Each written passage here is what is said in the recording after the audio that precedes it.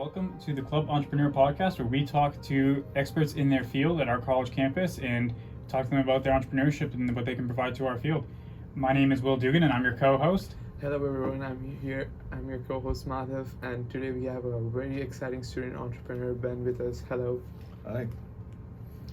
So Ben, you're involved in a lot of entrepreneurial pursuits. Why don't you tell us a little bit about yourself for starting off? Where you are, what your year is, and what you've been doing so far. So I am a senior neuro major here at UMass. I just discovered the Entrepreneurship Club this semester, and I have had a great time here. Awesome. So a senior neuro major. Now, can you tell me just very briefly, we'll get into it a little more in more detail later, but what exactly your business does? So my venture that I started this semester was Kieran Studios, which is a game development company that specializes in play-to-earn games. So video games in which instead of earning in-game assets, you earn crypto assets. Now the reason why I ask about that is just because it's very interesting that you're a neuro major and you're connecting that to game development. Do you do a lot of game development on the side? I don't know about necessarily a lot, but I've definitely done it as a hobby. For the past few years, I've always been fascinated in it. I've played games for a very long time. The neuro may not seem directly related because when I say neuro, you might think a lot of bio stuff, but neuro is part of the brain, and how the brain interacts with games is a central part of what I like to study. Yeah, I love that you combine those two in that way and really brought that out. Yeah, that's very interesting because generally we have seen people who are either not exactly interested in their major, they're switching careers, or they're just passionate about something else. But that's a very interesting approach. So I happen to have a lot of really interested in crypto industry, and I was just curious how. What made you get into this? Was game development your passion, or were you just looking to do something in the crypto industry? So game development was mainly my passion, and I've always wanted to start a game company because I've been making games as a hobby, and I really wanted to formalize that eventually. So over this winter, I did the Unity Junior Programmer course. And my roommate, who is a computer scientist and has an interest in crypto, said to me, like, hey, if you do anything and it has crypto in it, I'll be down. So we kind of looked up what was the intersection here of games and crypto, and we found these play to earn games. And it sounded really cool because they're advertised as things that you can actually make money off of, because you can earn these crypto assets and then you can flip them and you can actually make currency, as opposed to the standard games you play, which you just put currency in and you're not getting anything out. So we took a look at the various games on the market, and we found these games to be extremely inaccessible, unplayable, or just not made for people who wanted to have a fun gaming experience, rather people who were invested in the crypto itself. So then we saw our hole in the market, which was to make a good game, a game that was enjoyable for gamers that also had this crypto aspect, rather than just here's a use for our crypto. So, to clarify, your business partner is your roommate. Mm-hmm. That's awesome. And did you guys know each other before this year, or did you just happen to meet through random assignment? So we actually met in our first college class together, freshman year. That's awesome. So you guys have been together for a while, working on various stuff, knowing each other, and then you guys decided to work on this project together and create this company. Yeah, we always were trying to get some sort of product developed together, trying various ideas throughout the years. But of course, when COVID came, everything kind of went to a halt. So when we came back here together and we roomed for this last year, we were we just want to deploy something this year. We just want to do something. And that's what we ended up doing. That's awesome. Yeah, so Ben, could you tell us more about the market research part of it? How did you begin looking into the whole market? What are the existing games? I know how fast moving and fast growing this whole crypto industry is. So did you find come across any of the platforms which are similar to yours, or how did you just begin researching about it? So the first thing we looked up was just play to earn games. Once we knew the term, we're like, okay, like let's find a game we can actually play. And the first one we found, which is by far the biggest, is Axie Infinity. But if you wanted to get into that, that's going to be over $200 just to buy in.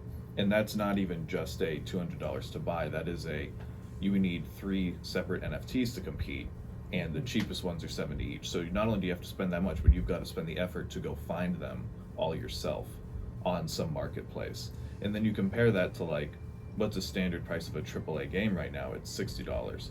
So the idea of putting up that much up front for this idea of a possible reward is just extremely inaccessible for the average gamer, and was very inaccessible to us. So then we looked up free-to-play ones, and we found Gods Unchained, which was a free-to-play card-based game, and it was very similar to other card-based games I played. So I tried it out, and because it was very similar, I was pretty good at it, so I was ranking pretty high really early, and I was in that range where you were supposed to like actually like win some currency back. But the game was in such a broken state where only like half of the matches actually finished. The game timed out really often. It was clear that it was done in a 3D style, which for a card game is very bizarre because there's not much of a need to do it in 3D as opposed to 2D, and that results in a lot of latency in your actions. So versus the other card game I played, there was no reason to go play this because the currency that I was earning was negligible and the experience was extremely poor. So then we looked up like, okay, can we find like an actual gaming company, not just a crypto studio here, like an actual gaming company that has decided to get into this space? And we've only found like a couple pictures by gaming companies that even said they were working on it. We found no actual product, no footage, no beta. There's no actual realized game company that's working in this space like right now. So that's where we found our hole, was that we could get in and try to make a game for gamers and have this play to earn aspect as well. Awesome.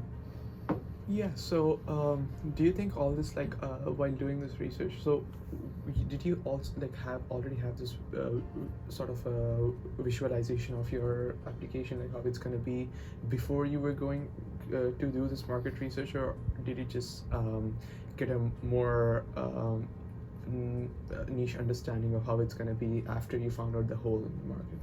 So because game development has been a passion for a while, I've had quite a few different projects that I had envisioned working on, and they were all for different scales, different team sizes, different resources available. Because one of the great things about game development is that you can make a game when you know it's just you, or you can make a game when you know you have 300 people, and you can make games for anywhere in between. So for this project, because it was me and my partner, and I was going to be doing the game development and he was going to be doing the database and the blockchain stuff, we came up with an idea where we expected to get one other developer on who would help me with the game development, and then we created a project idea for 3 people because there is a game development club here. So our plan was like, let's go to that. I've gone a few times, see if I can find someone there who's interested, and they can get like revenue share or something, which is a pretty common practice in the games industry. So we started off with a clear idea of the game we wanted to go for then. But then over the course of the semester, the game development club did not meet, and we weren't able to find that third person. So then we had to scale back into a smaller game, and that changed our initial product. So based on the given constraints, like you have had to alter the scale and the way you're starting out your project, but that's very interesting that you you went out and tried to make use of the resources available on campus and going around and asking, like looking for developers to the club. I guess that's one other aspect that I want to touch upon. Like, apart from UMass Entrepreneurship Club, like, are there any other competitions, clubs, or anywhere that you've participated, which this idea and got value out of? So through the Entrepreneurship Club, I did the U launch, which I did by myself. My partner couldn't attend. So the purpose of that was to practice pitching, to practice making a pitch, to be in front of judges and be questioned, and that was in preparation for the Eisenberg Innovation Challenge, which we got selected for a couple weeks later, and that my partner and I were going to do together. So I didn't end up winning or placing in U-Launch, but that was fine. We were very confident in our pitch going into the Innovation Challenge, of which there was a lot more available funding. And we didn't end up placing in that, but we felt very strong about our ability to convey the need for our product and our competence in this area. So although we weren't able to secure any funding off of that, we had a new confidence in our ability. Yeah, I think like we've discussed this before about that. I guess more important than winning, I guess the value that you get from pitching the idea, getting to practice how you want to sell, and also you must have also learned more about like your own product. Like you must have gotten the feedback from the judges as well, right? Like how it's gonna how you need to focus on it, like how you want to build up. Well, as for the feedback from the judges, my partner and I didn't really know how to interpret a lot of the feedback, because the thing when this was kind of the irony we found of the Innovation Challenge is like when you're really defining yourself by innovation, you become more and more esoteric as you become more cutting edge. So for the 4 judges there, we felt like only one of them really not just understood but like empathized with our product, that saw it as like not just like, oh, they're using crypto as a flash word, but like here's actually a use for it, and a natural extension of it. Yeah, I mean, I found that a lot with my startup, that when you're creating something that nobody's ever seen before and nobody understands really, then like you get a lot of resistance from people who just cannot understand what it is you're talking about. They just are trying to put it together. Like, I mean, my startup people got like, oh, so it's like a Facebook group chat, and like, no, not at all. But thank you for trying. But like, you know, they're trying to put the effort in and understand. They just can't. And so that's like the really hard part about when you get more and more innovative, is to be able to come up with these ideas and being able to communicate them to people in a way that they understand it and they can work with it. And it's just very difficult to do that if they don't have the foundational knowledge that you need to be able to understand what you're talking about in the first place. Exactly. So what we found our issue was, so the pitch was limited to 5 minutes for the Innovation Challenge, and we can't communicate the technical aspects nor the like market of crypto in 5 minutes and pitch our product. So when we went in there, we had to go in with this idea of like, this is what our product is. We're going to talk about it from a consumer standpoint, from us as consumers going in. Here's the competition, here's how our product comes out of it. But we can't explain the technical aspects. We can't try to convince you of whether or not crypto's here in 5 minutes. That's a thing where we went in and we're just like, there's a chance that they just don't see it, and that's it. And we felt that they didn't see it, and it was unfortunate. Yeah, I think yeah, this is really important, right? Like that when you have such a good high conviction about your product, and someone in the like judges or anyone who doesn't share the same vision like you, he might it might sort of like be discouraging, or you might start like entrepreneurs might start to feel, okay, wait, is my idea not good, or like, is it something wrong that I'm going into? But it's also important that you make a difference between, okay, the person hasn't exactly like understood that, but I think like you should have that conviction, okay, wait, what I'm doing is right, like, and I think I need to approach the right people who will understand this. Yeah, that's by far the hardest part, is when you're talking about your idea, you have to be able to discern between the people that are not like getting your product and are giving you bad feedback because they simply cannot understand what you're building, versus the people that understand and are genuinely giving you bad feedback. And so it's hard to understand which feedback that's bad you have to dismiss and which bad feedback you have to internalize and adapt from. Absolutely. Yeah.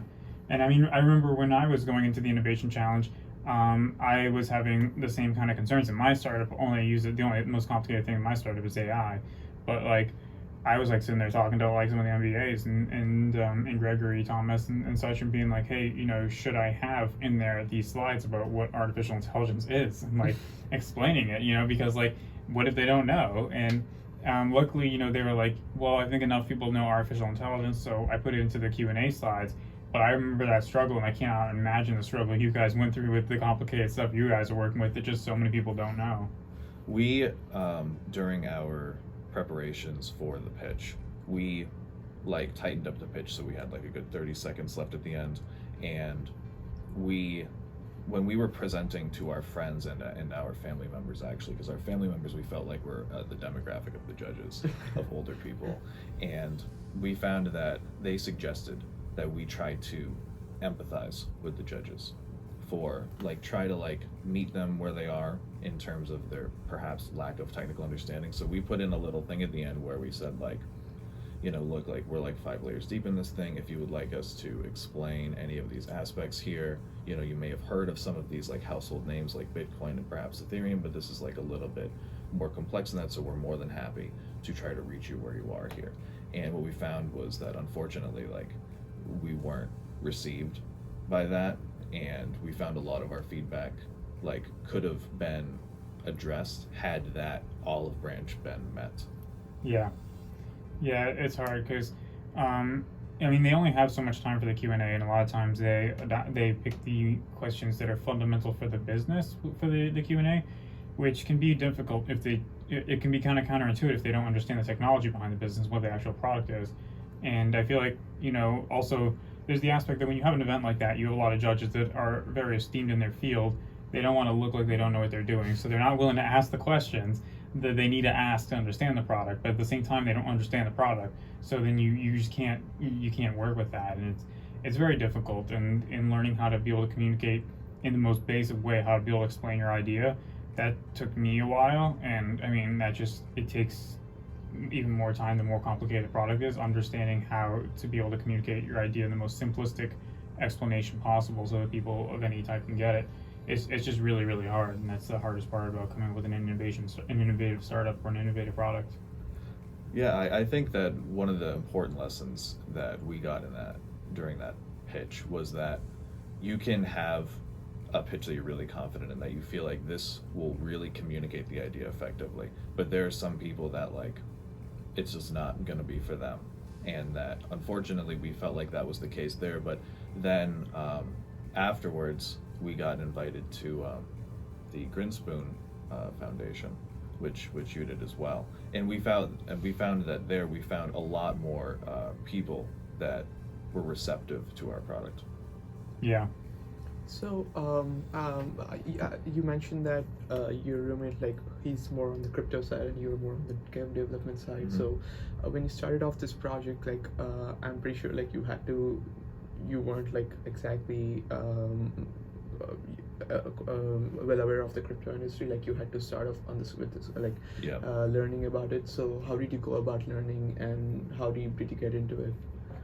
Well, as for the crypto industry as a whole, a lot of that came from him educating me in that area. So a lot of it was very simple, of like him just sending me different tweets of different events that were happening in the field, different pieces of news, and I was able to receive a lot off of that. I also did my own research and just basic tutorials on like what is Ethereum, like a 10-12 minute video on just the basic concepts of it, as well as like what sort of side chains we would use that would integrate into the game itself, because when you have a game like this, that you can't just put crypto in a game. Like, it's not like a feature in Unity, the engine we had. So we were going to use Polygon, which was a side chain that was used by many play-to-earn games already, and we were going to connect that to our game. So we had to figure out how are we going to develop architecture to take this crypto side chain and bring it into our game engine. So that took a little bit more technical research as to how are we going to like actually bring these two things together. Yeah, the blockchain itself is very complicated and hard to understand, especially for many people that are not technical and don't understand the technology behind it. The Polygon side chains and things like that stuff takes a lot of research. I barely know what I'm doing with that, and I've been doing stuff around blockchain for a long time. So I feel like it's very impressive that you were able to like pull that information together and be able to understand it for the sake of like being able to communicate with your partner. And I think that's a really great thing of every business relationship, is that where both sides can kind of like learn enough of the other side that they can communicate with each other. So like my business partner, we both have backgrounds in software programming, and the great thing about that is that like we can talk about the software that he's building. He's building all the programming side, I'm doing all the business side.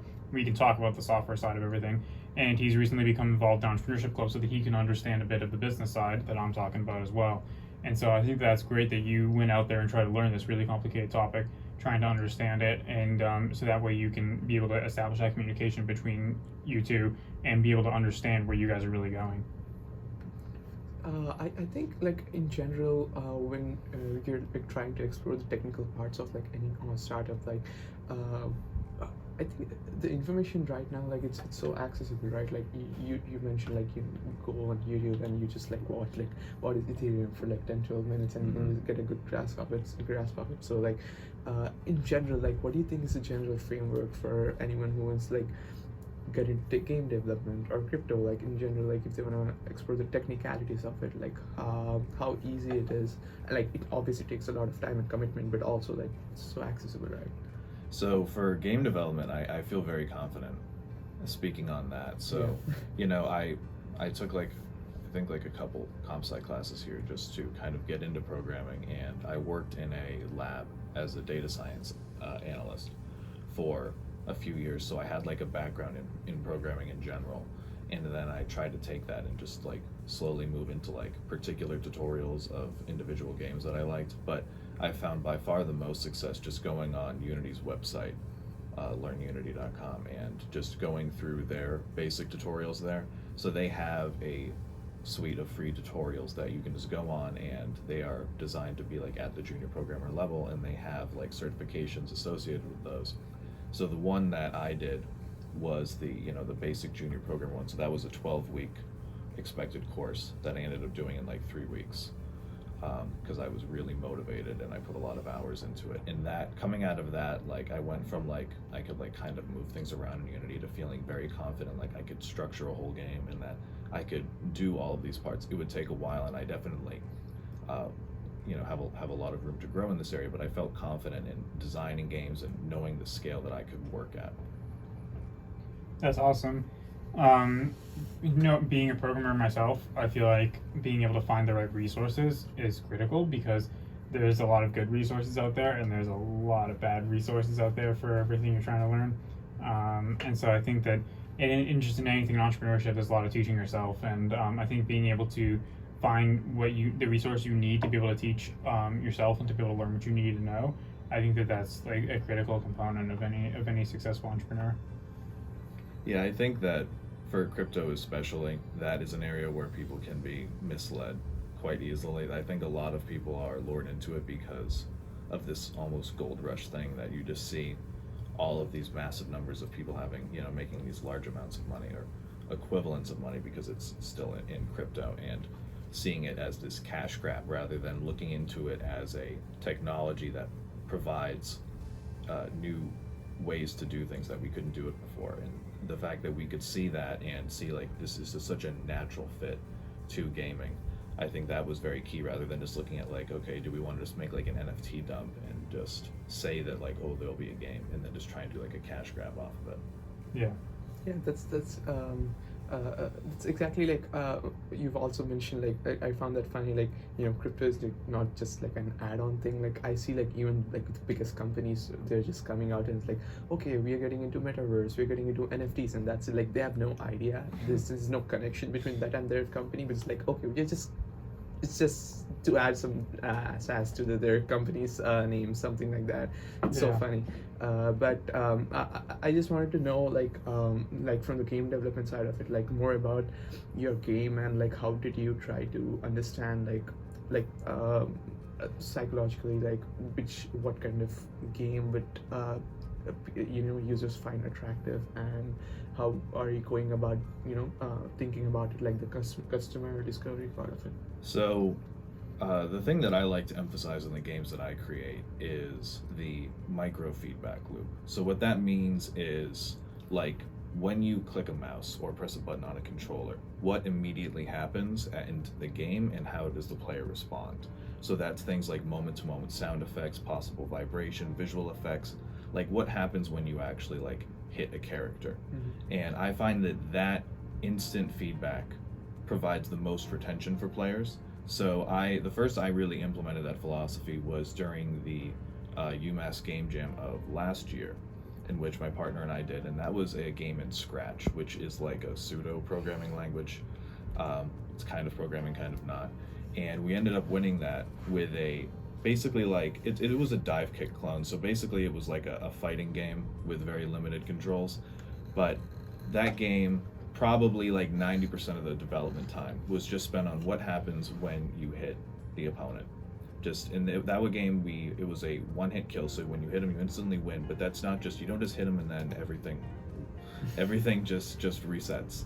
It's that you have to have like the game pause. You have to emphasize it, zoom in. You have to have feedback, possibly like a camera shake, making it so that that player wants to come back and do it again. And that I feel is the core to a lot of good games. If you look at something like Call of Duty, what happens when you shoot a player in Call of Duty versus a shooter that people don't like as well? Well, Call of Duty, you have a hit marker, you have a sound, you have a blood splatter, you have the knowledge that like you're actually like doing something to another player. A lot of work goes into just how you shoot in that game, something that a lot of players don't pick up necessarily. And for this particular game, so we planned, like I said, we planned a game of larger scale, and then we had to bring it back. But the game we ended up trying to do, the smaller scale one, was a game that was based off of this idea of creating a system where it's satisfying to hit another player. So the game was you're a marble in this case, and your marble is your NFT. So I can speak on how the NFT it works in a minute, but basically like the core of it is that you are a marble and you're going to hit other marbles. So making it so when you hit that other marble that you want to keep doing it, not just you knock the other marble as a little sound effect. There's got to be a particle effect. There has to be a feedback. You have to have a system where the faster you go, the more that player gets knocked back, more than just the distance you're sending that entity. Like really like make it so the player feels weight in that system. So that was where we spent, like, at least from my side as the game development side, that's where I spend the most time, is making sure that moment to moment thing works. Everything else I find, like, of course there's a lot of areas where you can get into really nice detail like UI and stuff, of course, but from what I find, players like that doesn't retain players as well. A good UI system that may draw players in a little bit, but if you can't make it satisfying to actually play that game in a moment, then that's what we try to emphasize. Interesting. Yeah, you were gonna say, like, you were gonna touch upon the NFT part of it. Yeah, so the other aspect too was that, and this was talking to my partner on this, was how do we make a game that doesn't just have crypto, doesn't just have NFTs, but they are an integral part to the game. Because we found that a lot of other games, like, you could widely like swap out the NFTs for just pretty much whatever and it would be functionally the same. So in this, we decided that the marbles aren't just gonna like have like a little skin or a texture on them that's an NFT. Like, they've got to have like all of the aspects to the marble is part of that NFT. So that's going to be the size, the weight, the speed, and the abilities as well, because we thought, like, well, if you're just a marble slapping in other marbles, that's going to get stale after a while. So what if they had like a special ability or so? So, you know, you can have pretty boring abilities of like speed boost or jump or whatever, but you could also have much more exciting ones where you like turn into a monkey and you like grab other marbles for like 10 seconds, you know? Like, you can, there's no reason to limit that stuff. So I love all this of creativity. I just gotta put it out there. I This is can't so wait cool. to play the game. Yeah. No, I want to play this game now. Yeah, so that all of that being integrated into the NFT now makes it not just like a little picture or whatever. That's like a whole gameplay experience that you can now trade with others. So are you finding, like, given the kind of all this kind of features that you want to add to your game, like, are you finding, are there any constraints in game development, like when you're creating a game on mobile, for example, like creating an application on phone, like? Well, yeah. So for mobile, the area that I spent a lot of time thinking about was how do you get a game that has natural controls in mobile, because you have such a small amount of real estate, but you also, one thing we really want to emphasize, we wanted it to be played vertically, because most games are played horizontally, and that's interesting. And we felt that act of turning your phone just feels very unnatural, and that it almost commands a commitment from the player, because they have to adjust how they're sitting and how they view and how they hold. They can't be just like having a coffee in one hand and play. They have to like actually change mental states. You know, there's also the factor there, if I'm watching somebody with their phone sideways, I assume they're either watching a TV show or they're playing a game. But if they're like using their thumbs and stuff, I'm assuming they're playing a game, which kind can bring across like different connotations in different contexts. I think that like having the phone be vertical makes it much more of a casual playing experience where I'm like not associating you immediately with like a gamer guy that lives in his mom's basement all the time. Yeah, we definitely wanted to make our game very casual focused, so that was also implemented on the level of match times. We wanted our match times to be like under 2 minutes, which for some games they may consider that like a very, very low retention time, and perhaps because the matchmaking may be like 15-20 seconds, you have a very large portion of your match time is spent in matchmaking. But because we're focusing on a casual player where they're gonna play like 1 or 2 matches, they're going to play it on the bus, they're going to play it on their way to work or something, that we want to shorten that time, in that way we can emphasize our feedback in that time. You know, I really want to point out that throughout this discussion, it's become very evident that you really know your target audience, you know your target market pretty well. Because I was just going to say, like, shit, I fit into this target market, like, I would be playing this game, like, but I'm a casual gamer. I don't play Call of Duty. I don't have like an Xbox or anything like that. But if I play like those little games that they advertise on like other games, like the games where you like drag it around, you shoot the balls and the balls bounce off of it. Yeah, that was actually one of the projects I made during the tutorial I did on Unity. Yeah, that 2048, those are my games, like the casual games. And so I'm like, I could see myself playing this game like for like, you know, a couple minutes while I'm on a bus ride, or if I'm like bored for a minute on a commercial on a TV show or whatever, you know, like I could see that happening. And so the fact that you kind of know that so well, like you know who your audience is, I think is just very impressive, because you are not a business person, neither is your partner, but you guys understand what you're doing still here very well. That's what I'm curious about to know. Like, how did you so during this whole process of learning about game development, did you just find out, okay, these particular features or something like this is exciting and gamers would find this good, or did you actually like go out and understand people who are playing these games, like try to talk to people, or how did you validate it, like, okay, this is what they're gonna like? Well, I think this is where the psychology background comes in, because game design for me is a lot of things, but mainly it's a process in empathy. You have to be able to understand what the player wants in a given moment and how they're going to feel, and like making a game for them, for what they want. You can only do that once you understand like what is their mental state at that time. So when I start to make a game, I usually don't start thinking like, okay, this would be like a product that we're trying to ship and then mold that for somebody. Usually we're trying to think of like, okay, first of all, what's our resources? What can we make is the most important thing. And then think like, okay, what do these people want? And then try to make a game that comes out of that. So we try to emphasize the player first, and then make a game for that player.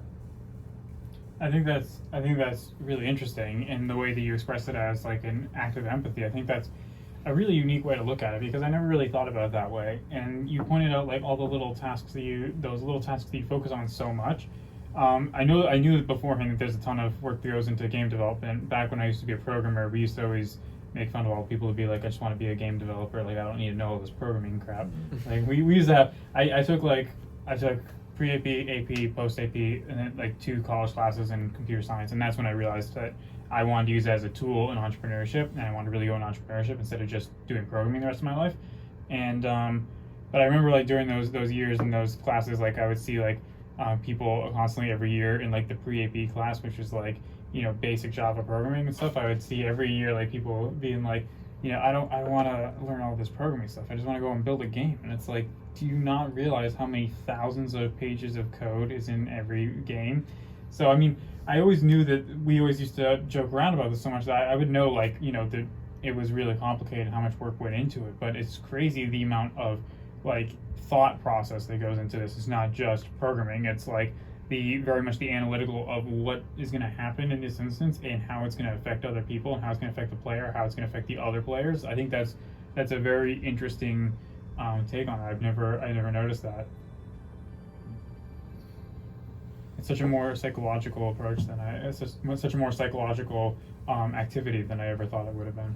I think what it may come down to as well is what ultimately is a game, and why are you playing it? And games ultimately are psychological experiences that they are either played by a person or by a group, and they're played for possibly enjoyment, but there also may be other reasons as well, like competition or a feeling of production. And that all comes down to what is that player trying to play that game for, rather than just here's a piece of technology, here's what other games have done, here's what we can kind of do differently. To think of what does the player itself want in this case. Yeah. Yeah, I think that's awesome. And I think that, I'm kind of wondering now that we're back again to the psychology bit, I have to ask, which came first for you? Were you more interested in the psychology first, or were you more interested in the game development first?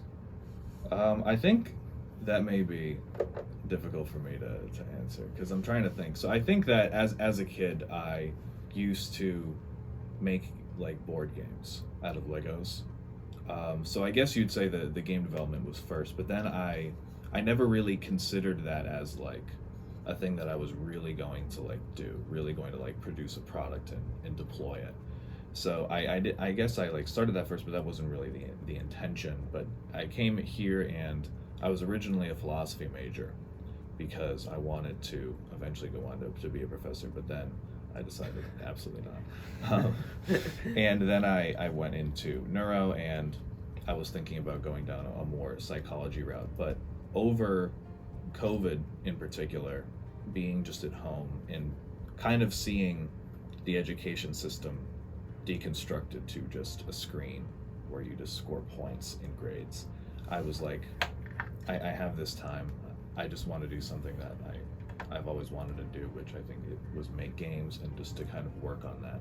So perhaps I think the game development was first. Wow, that's so insightful. Like the parallel between the whole education system is basically a game you're playing to get points and grades. Oh well, yeah, the education system is definitely a game. It's just what is the game emphasizing, and I think that, I mean, this may be kind of irrelevant, but like I just had a meeting with a professor last night, and I think it kind of exemplified this. So the professor thinks that when they lay out these points, that they're creating a system, a game, to encourage learning and retention of the material. But really what you're doing is you're encouraging players, the students, to get points. And if it was really about retention, you wouldn't have things like, going after and arguing for points on an essay just for the points. You wouldn't have things like cheating, because how would cheating help actual retention at all? And the whole grading system itself is saying like, here's a number of how good you are, but it doesn't represent how good of a learner you are. It represents your completion and your adherence to whatever guidelines and projects that you've been given. Yeah, I think that's very insightful. Yeah, comparing us to gamers is definitely true that it's all very comes down to incentives, and our actions can very much be determined based on the incentives that are given for various outcomes. So I think that I definitely agree with you. It's just I've never thought about it like that before. That's very interesting. Yeah, I think that the system as well, a lot of the issues that people find when they're like struggling or stressing about education is because that they're playing a game that is not fun, it's not productive, it's not really rewarding. It is incentivizing such unnatural instincts like sitting at a desk and typing for hours, staring at a book and memorizing it. That's not things that you see in like actual video games, because those are stuff that people like want to do. This particular education's that those aren't things that are very natural. And I'm not like, suggesting alternatives. I'm just kind of pointing out this observation. Yeah, I definitely think that's very accurate of our current education system. Okay. Yeah, of all the in our previous episodes as well, we have been discussed about how bad the whole education system is, and I guess this perfectly explains how it is. But it's still I guess moving away from how bad the education system is, I wanted to know I've seen how people have changed or realized, especially the whole COVID period was so important in introspecting what they're doing, and it either made people more proactive, or they either were like, it was a very bad time to be alone. But then what was your whole COVID experience, and how did it help in whatever you're doing right now? I think if I could describe my COVID in a word, it would be dreadful. For COVID, for me, it was literally in my parents' basement for, what was it, like a year and a half. Yeah. Like our house was not that big, so we didn't have space. We didn't have enough space for my computer, so we got these insulation boards and we just put them down in the basement, and I got a space heater, and I was just there for a year and a half. So the COVID experience for me resulted in a really big transition, because before that I was totally zealous about neuroscience. I was doing my thesis. This was in my second half of my sophomore year, and I had already started my honors thesis at that point on serotonin in the enteric system, which is like serotonin in the gut. And I was like so hyped about it. I was meeting up with a professor like weekly. I was just creating all these papers and everything. I was so into serotonin in the intestines, and I was like, this was going to be my future. I was going to go straight into it. And then after COVID, or during COVID, everything just lost interest for me. You ran out of serotonin in the gut. Yeah, that's accurate. I lost so much motivation to continue down this neuro path, and I just, once I finally came out of COVID, I realized, like, okay, I'm not going to be able to kind of change majors here. I'm still going to finish this, but I'm not going to go near serotonin ever again. Yeah, I mean, I definitely think that we all had our trajectories changed and altered a little bit during COVID. But yeah, I think that it's impressive to see that even though you pivoted out of doing neuro as much, you've pivoted towards something else that you're really passionate about, and you're working really hard towards that. And I definitely know that there is a lot of interest in what you're building, and a lot of people are very excited to see what comes out of it.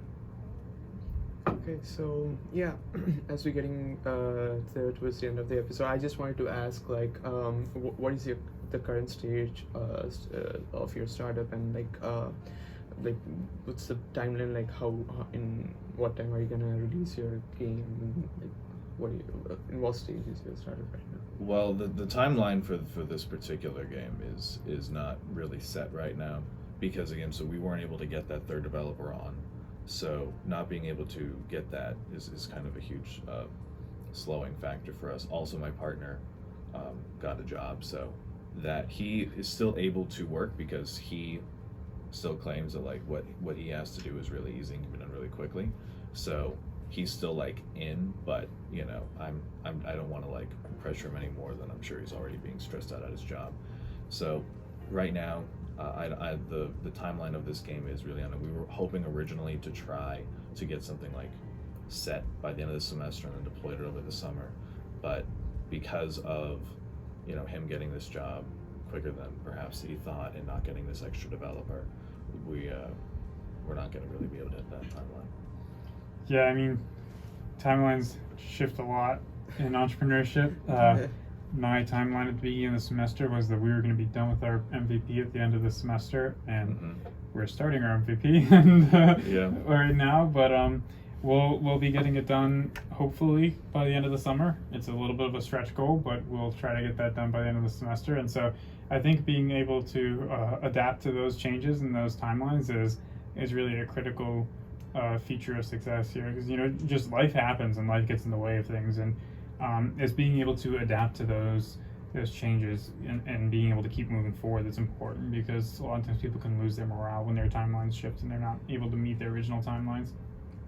Yeah, I think that one of the key things that I've learned during this process, and especially during the latter part here, realizing like and seeing it kind of like fall apart, is that yes, we're not going to hit our achieved timeline, but I have so much time to be working on this.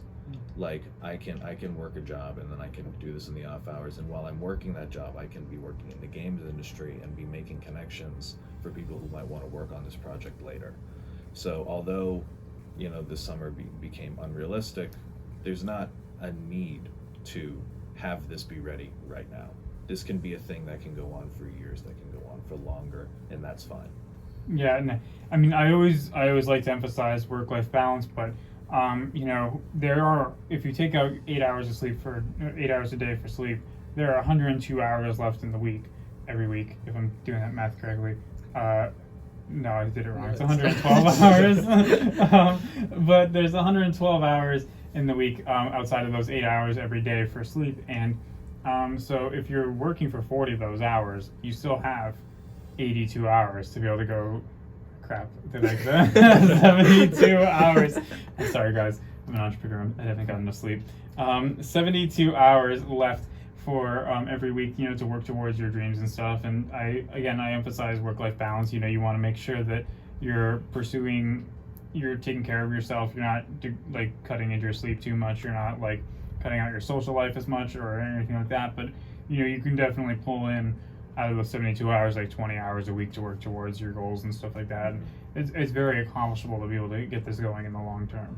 Yeah, and that's why I've set myself to working remotely now, because one of the benefits of programs that they offer that you can work remotely, and once you work remotely, you not only don't have to commute, which can be anywhere from like half an hour to almost 2 hours depending on where you're going both ways, but also you don't have that cognitive shift in going to work and then coming back and you have all your work clothes on and you've got to take them off and then you've got to like completely decompress. Yeah. And all of a sudden now it's like, you know, 8 o'clock and you need to go to bed. So working remotely will allow me to, after that shift, I don't even need to turn off my computer. I can just have that tab right up and I can just get going right into it.